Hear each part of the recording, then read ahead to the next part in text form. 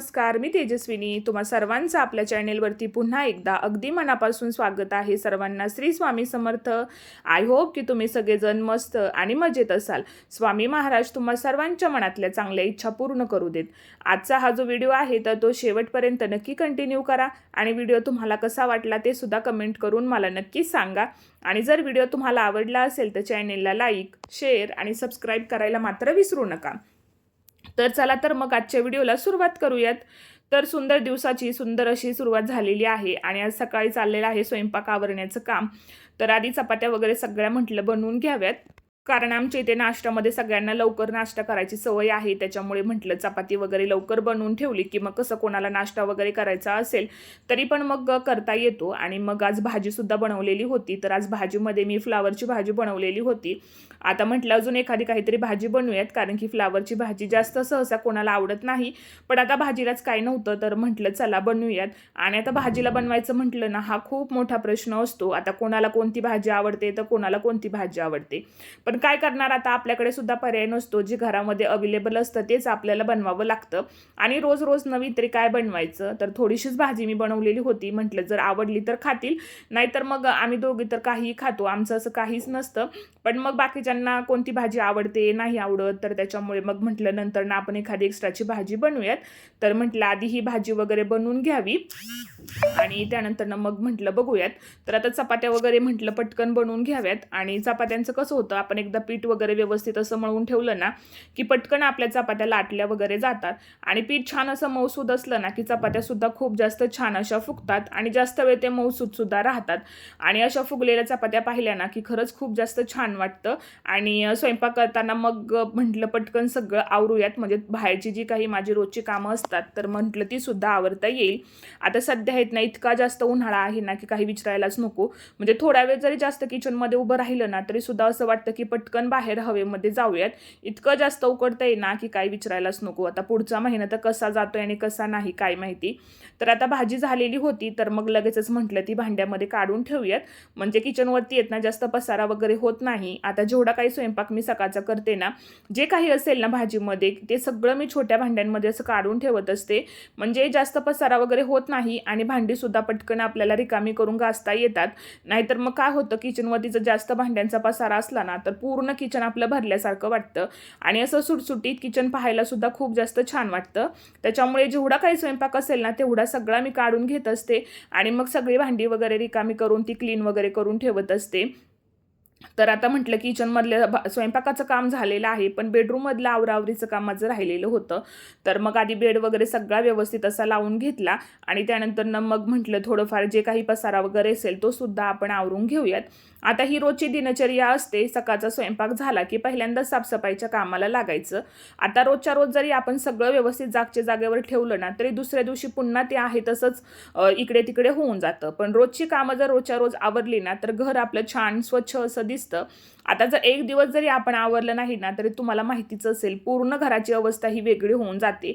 आता रोजच्या रोज जर आवरलं तरी सुद्धा एवढा पसारा असतो. आता जर कधीतरी आपण आवरायला घेतलं तर मग काय होईल हा प्रश्न येत नेहमी प्रत्येकाला पडत असेल. तर आता पहिल्यांदा येत ना मग रूम वगैरे आवरून घेतली आणि आज म्हटलं चला बाहेरचं थोडंसं अंगण वगैरे स्वच्छ करूयात. आता येत ना सध्या तरी पाण्याचा थोडासा प्रॉब्लेम आहे उन्हाळ्यामुळे, त्याच्यामुळे मी जास्त बाहेरचं काही धुवून वगैरे घेत नाही. पण आज 8 दिवस व्हायला आलेले होते तर म्हटलं चला सगळं आपण व्यवस्थित असं क्लीन करून घेऊयात, म्हणजे मग कसं बाहेरचं कंपाऊंड वगैरे सुद्धा दिसताना ते छान दिसतं. आणि धुळीचं प्रमाण खूप जास्त आहे आणि वारं वगैरे सुटलं ना खूप जास्त धूळ आतमध्ये येते. आता घराबरोबरच आपला बाहेरचा परिसर सुद्धा तितकाच जास्त छान आणि सुंदर दिसावा असं प्रत्येकालाच वाटतं. मग झाडांना वगैरे सुद्धा पाणी वगैरे द्यायचं होतं तर म्हटलं चला सगळं जे आहे ते आज आपण धुवून वगैरे काढूयात. आता झाडं आहेत ना जास्त काही आम्ही लावलेली नाही आहेत, कुंड्यांमध्येच रोप जे आहे ते आम्ही लावलेलं आहे. पण असं त्यांना फुलं वगैरे आली किंवा छान अशा छोट्या छोट्या कळ्या वगैरे जरी आल्या ना तरीसुद्धा दिवसाची सुरुवात खूप जास्त छान होते आणि प्रसन्न वातावरण राहतं. म्हणजे सकाळी उठल्यानंतर अशी फुलं पाहिली ना उमललेली की खूप जास्त छान वाटतं. आता 5-6 झाडं आहेत पण त्यालासुद्धा खूप जास्त चांगली फुलं येतात. आणि मग देवपूजा केली की मग ही फुलं व्हायला आम्हाला देवांना भेटतात. त्याच्यामुळे छान वाटतं सकाळी झाडांना अशी फुलं आली की. त्याच्यामुळे रोज सकाळी उठल्यानंतर थोडं का होईना पाणी मी झाडांना देत असते. कधी कधी लक्षात राहतं राहतं, कधी कधी राहत नाही, पण जेव्हा कधी मला जमेल ना तेव्हा आवर्जून मी झाडांना पाणी वगैरे देत असते. आणि आता कसा उन्हाळा आहे त्याच्यामुळे झाडांना पण पाणी रोजच्या रोज द्यावं लागतं. आता म्हटलं पाणी झाडांना देऊन झालंय तर म्हटलं तोपर्यंत टाकी वगैरे सुद्धा वरची भरून घेऊयात, कारण की मग लाईट वगैरे गेली की मग कसं सगळं पाण्याचा प्रॉब्लेम होऊन जातो आणि मग पाणी नसलं की मग आपली खूप जास्त चिडचिड होते. तर मग म्हटलं चला पहिल्यांदा टाकी वगैरे भरून घेऊयात. आता सगळं मग बाहेरचं आवरून आले आणि त्यानंतर मग माझ्या घरातली थोडीशी कामं राहिलेली होती तर मग ती आवरायला घेतली.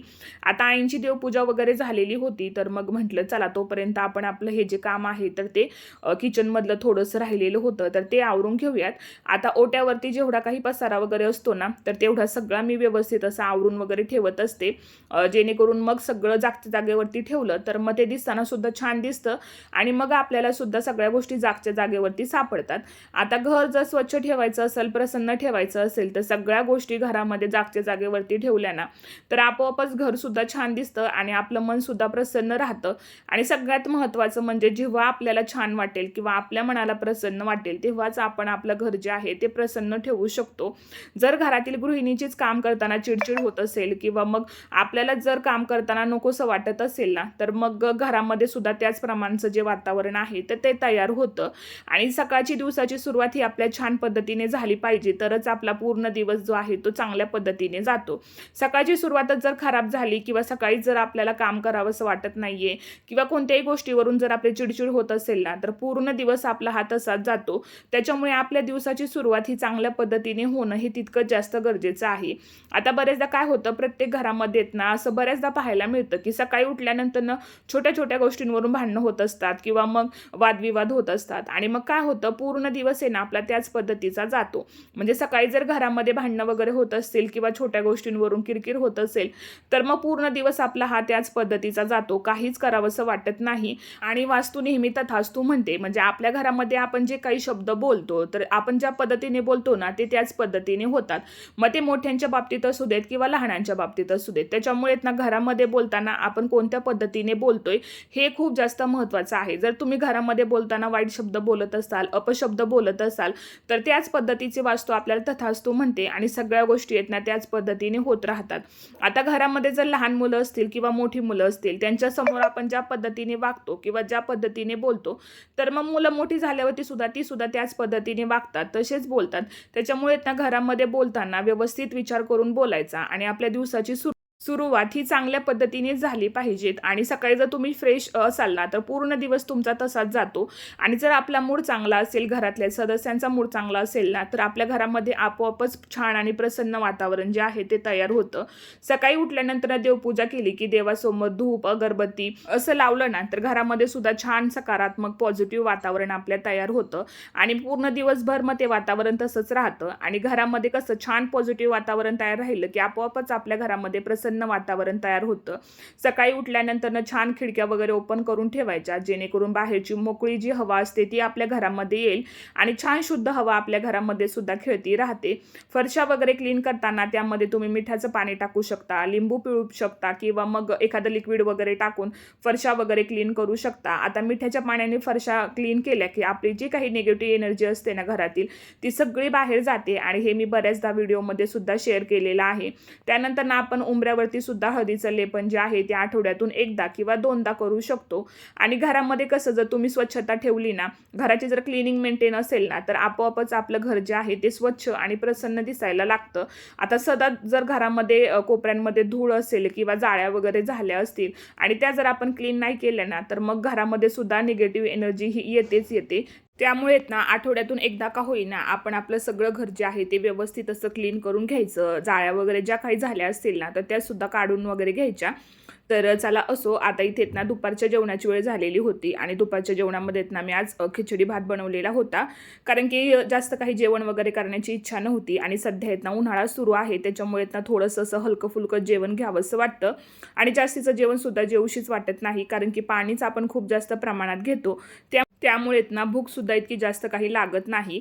तर आता कपडे वगैरे सुद्धा सुकलेले होते, तर म्हटलं चला आता ते सुद्धा आपण काढून वगैरे घेऊयात.